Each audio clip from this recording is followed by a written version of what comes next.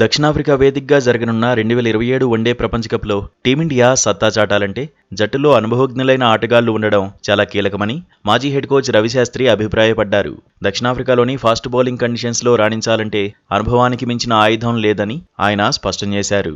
అందుకోసమే సుదీర్ఘకాలంగా వన్డే క్రికెట్కు దూరంగా ఉంటున్న వెటరన్ పేసర్లు మహమ్మద్ షమి, భువనేశ్వర్ కుమార్లను తన 15 మంది సభ్యుల జట్టులోకి ఎంపిక చేసి అందరినీ ఆశ్చర్యపరిచారు. ఇటీవల ఇంగ్లండ్తో జరిగిన 3 వన్డేల సిరీస్ను భారత్ 1-2తో కోల్పోవడానికి చెత్త బౌలింగే ప్రధాన కారణమని, అటువంటి పొరపాట్లు ప్రపంచకప్లో పునరావృతం కాకూడదంటే భువీ, షమీల అనుభవం జట్టుకు ఎంతో అవసరమని రవిశాస్త్రి పేర్కొన్నారు.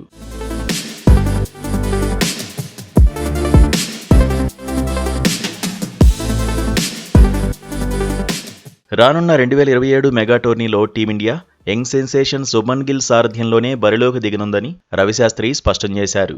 బ్యాటింగ్ విభాగాన్ని అత్యంత బలంగా తీర్చిదిద్దడానికి అనుభవజ్ఞులైన రోహిత్ శర్మ, విరాట్ కోహ్లీలతో పాటు శ్రేయస్ అయ్యర్, కేఎల్ రాహుల్ను ఎంపిక చేశారు. వికెట్ కీపర్గా తుది జట్టులో రిషబ్ పంత్కు చోటు కల్పించారు.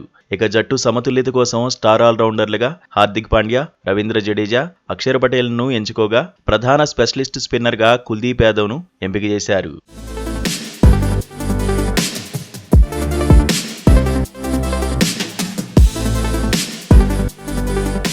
ఈ కాంబినేషన్ జట్టుకు బ్యాటింగ్, బౌలింగ్ రెండింట్లోనూ మంచి లోతును ఇస్తుందని ఆయన నమ్ముతున్నారు. రవిశాస్త్రి ప్రకటించిన ఈ 15 మంది సభ్యుల జట్టులో ఏకంగా 10 మంది ఆటగాళ్లు 2019 వన్డే ప్రపంచ కప్ ఆడిన అనుభవం ఉన్నవారే కావడం విశేషం.